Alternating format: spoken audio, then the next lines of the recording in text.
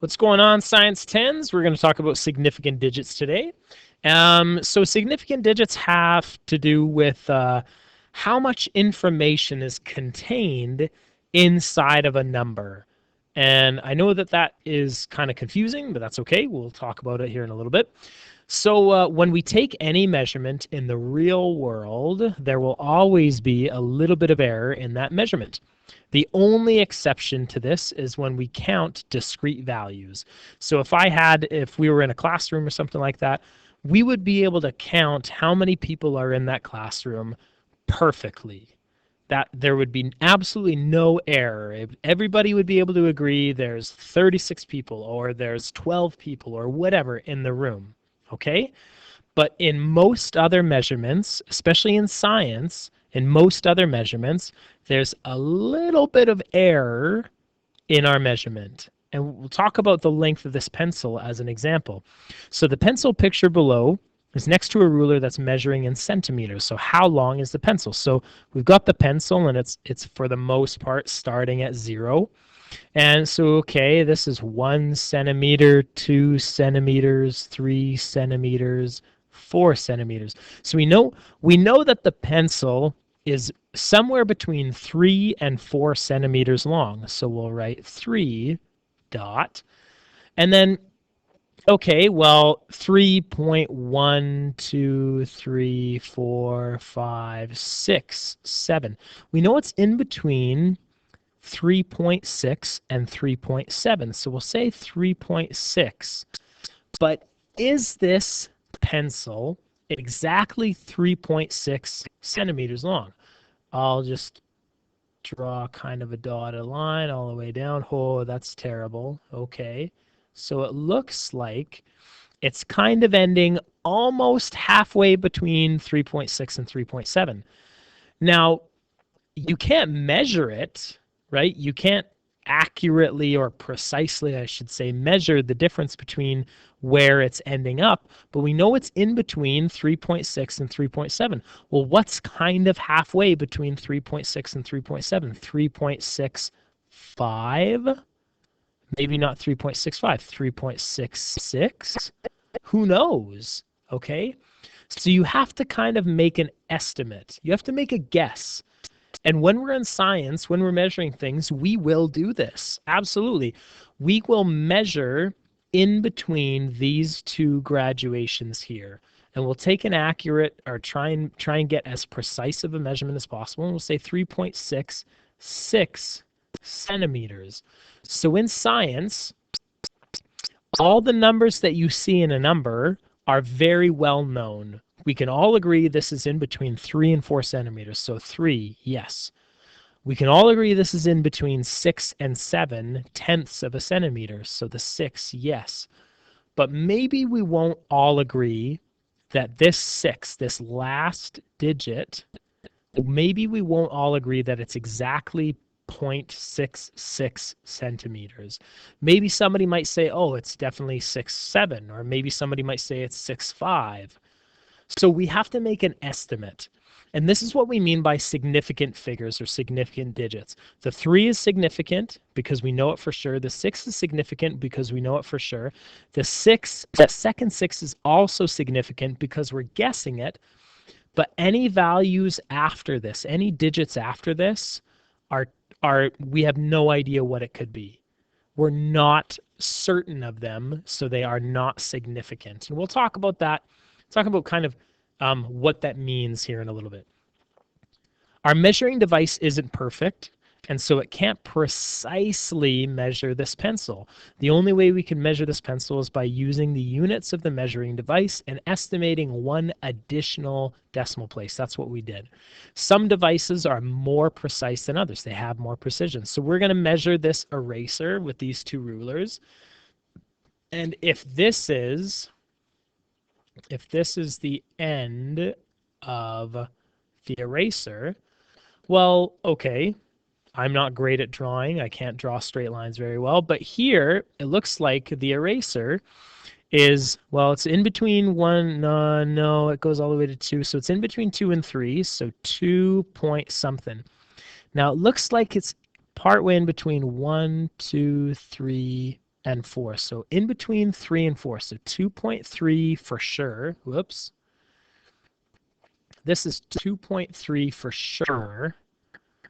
And I don't know. It's kind of a little bit closer to the 4 than the 3. So 2.37.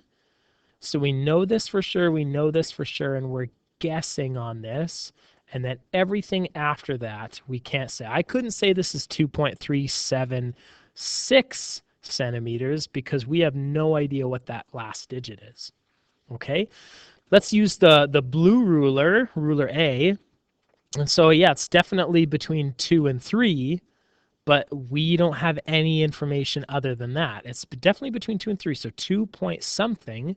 And it looks like, I don't know, it's not quite halfway, so it's not a 5. It's kind of a quarter of a way, so maybe 2.2, 2.3 centimeters. Do you see how we have to guess here? Ruler A is not as precise. Ruler B has more precision in it. Significant digits are used to communicate or define how precisely we have measured a certain value. They depend on the instrument that was used when the measurement was taken. So when I look at this value here has more precision. We can say it has more precision because it's got more significant digits. How many significant digits does this thing have? It's got 2 significant digits. How many significant digits does this thing have? It's got 3 significant digits. Because there's 2 digits here. 1 digit here, 1 digit here. There's 3 digits here. 1, 2, 3. So that's kind of the basis of the idea behind significant digits. Now, in order to really truly understand significant digits, we have to talk about accuracy, precision, and uncertainty. Uncertainty is a lot like error in a measurement. So precision, you heard me talk a lot about that, and we're going to use kind of these targets here to kind of define what accuracy, precision, and uncertainty are. So accuracy is the ability of a measured value to reflect the actual value. Let's say you were aiming at this bullseye with a bow and arrow or a gun or something like that. You're aiming at this target, and would you say these shots are very accurate? I would say they're pretty accurate. There's a lot of dispersion here. They're quite far away from each other, but they're all centered kind of around the actual value. They're centered around here. So they represent the true value. If you were going to take a look at this set of information, you would get a sense of what the true value is. So diagram A shows accurate, but it's not precise. We'll talk about what precision is here in a second. The precision of a set of measurements refers to how repeatable the measurement is. So when we do this, if we did this measurement or if we shot at this target, like on here is 7 times, but every single time we're getting a slightly different, right, or a pretty dramatically different response. And so these aren't precise. It's not repeatable, but the overall average is showing us where the center of the target is. So it's accurate, but it's not precise. Here, this is not accurate at all. All of these shots or all of these attempts are extremely far away from the true value of the center of this bullseye, but they are precise. What we're doing is we're getting a very repeatable measurement. So diagram B shows precision, but not accuracy. And then diagram C shows the best case scenario. Ideally, this is what we want. When we're measuring something, we want to get as close to the true value that we want, and we want to get it repeatable over and over and over again. Diagram C shows precision. Holy, I didn't even spell precision right. Precision and accuracy. Perfect. Precision is a measure of the uncertainty of a measurement. It shows you a lot about how certain are you of that measurement. Here, for the first case, if we were to take one shot with our bow and arrow, we wouldn't be very sure that we hit the center of the target. Okay? B, if we took one shot, we would be very, very sure that we hit the same spot over and over and over again, but it's not really reflective at all of the target. We would just have to move those over a little bit. We would have to kind of calibrate our aim. Okay? The precision of a measurement is determined in part by the type of instrument as used. So earlier we looked at these two rulers. One ruler was really not very precise because it was lacking some information here, right? And then the other one was very precise.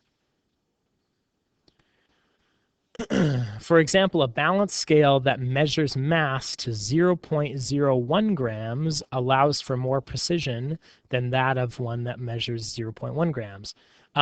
We'll give you a different example. This is a little bit more visual. Which of the following pieces of glassware gives a more precise measurement? So here, let's look at the graduations on the side of this beaker. And we say, okay, we can measure from 0 to 10. From 10, I'll choose a different color. Sorry, that's dumb. From 0 to 10, from 10 to 20, from 20 to 30, from 30 to 40, and anything above 40.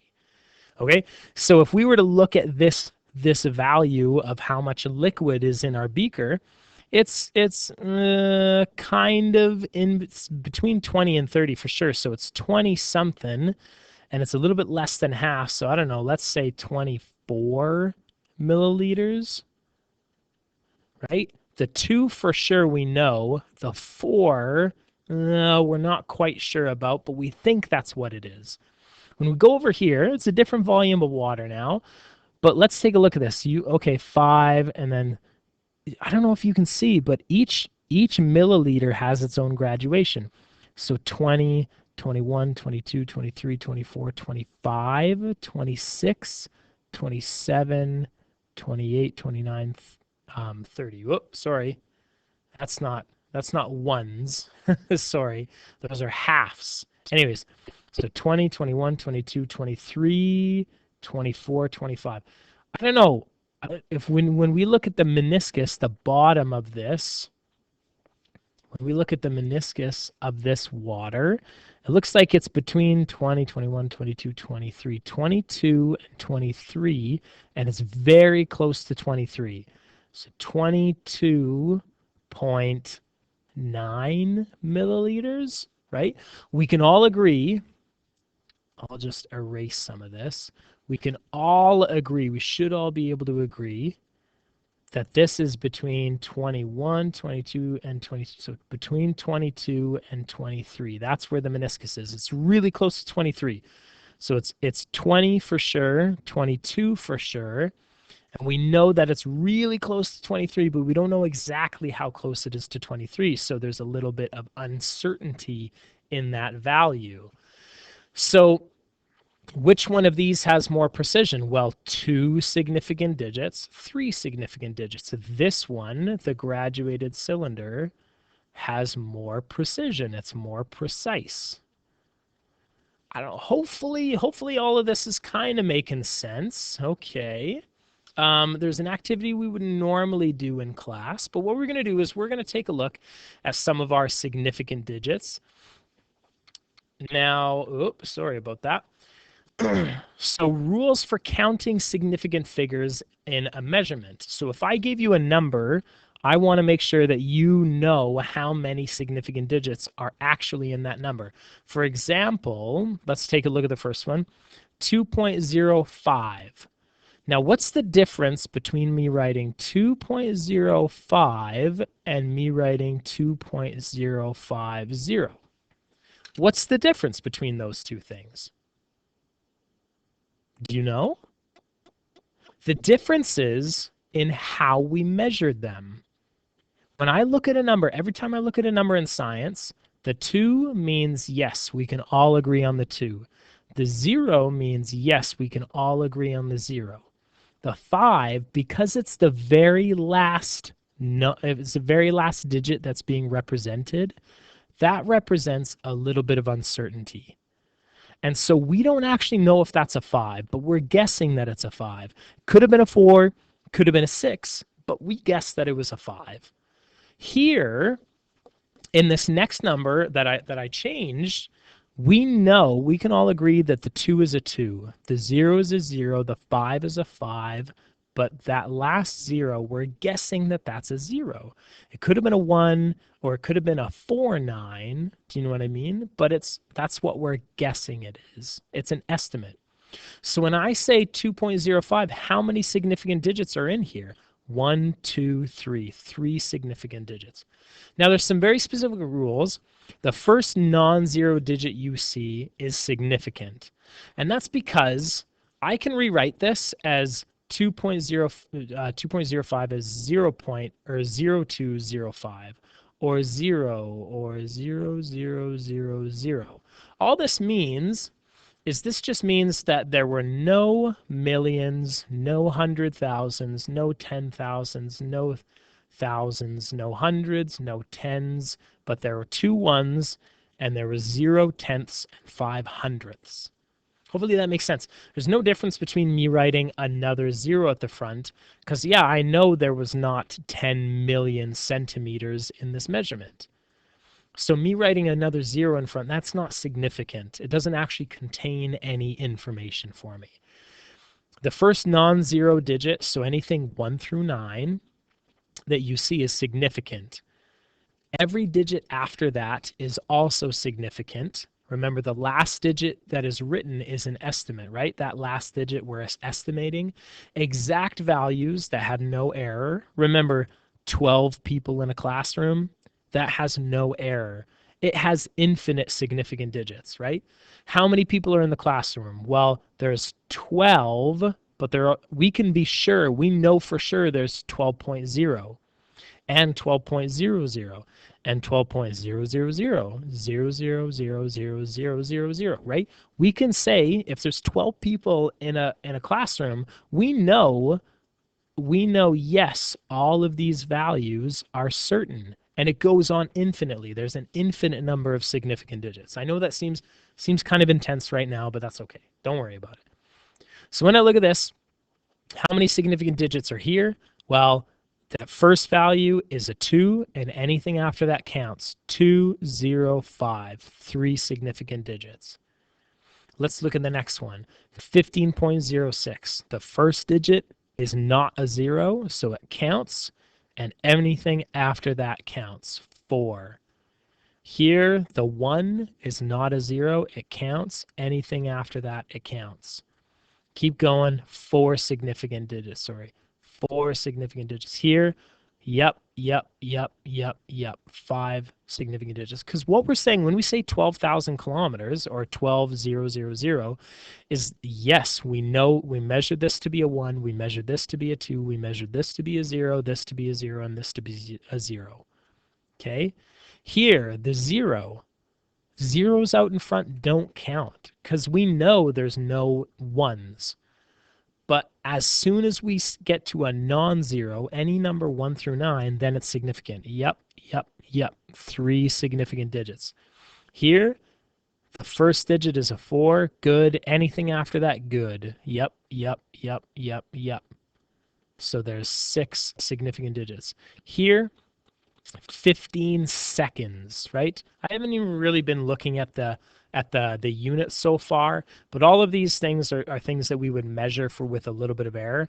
15 seconds. How do you measure seconds? We measure with a clock, right? Can you count seconds? Can you count half seconds? Can you count quarter seconds? So this is not a perfect, you don't count seconds, you measure them. So this and this, 2 significant digits. 450 kilograms is something you would weigh on a scale. Yep, 3 significant digits. 7 dogs. Do you measure dogs or do you count them? Right? If a room had 7 dogs, you know what number comes after this with very high certainty. 7.0000000, right? So yeah, there's an infinite number of significant digits here. This is infinite. And we could write the symbol. I don't know if you know what the symbol is for infinite. An infinite is this. It's almost like an 8, or it's like a figure 8, but it's on its side. There's an infinite number of significant digits. So what I would like you to do, I would like you to go through this and just try it out. Try out the rest of the significant digits and see how they go. Try and figure out how many significant digits are in every single one of these, and keep an eye on the